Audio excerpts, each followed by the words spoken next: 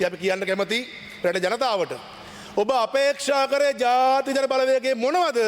අන්නේ සියල්ල දැන් සිදු වෙන්න පටන් අරගෙන තිබෙනවා.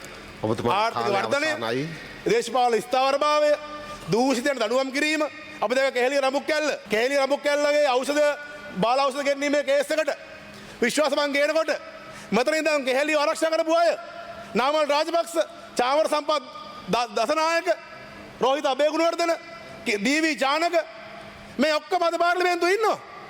මෙයාලා නැගිටලා කතා කරා රෝහිත ආරක්ෂක මේ කැහෙලිය ආරක්ෂා කරන්න. නෑ එහෙම වෙන්න බෑ කිව්වා. අද ඒක ඔප්පු වෙලා තියෙනවා. අපි ආවද නාමල් රාජපක්ෂගෙන් මාලිමාවේ දූෂණය ගැන කතා කරනවා. මාලිමාව ජනතාවට දෝහි වුණා කියලා කතා කරනවා. ප්‍රසිද්ධිය සමා ගන්න.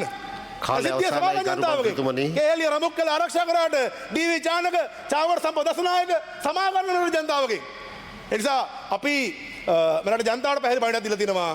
ජනතාව අපෙන් අපේක්ෂා කරේ මොනවද? ඒ සියල්ල දැන් සිදු වෙන්න පටන් අරගෙන තියෙන්නේ. අපිට යම් කාලයක් ඕනේ මේ වර්ධනය පියවර ගමන් කරන්න.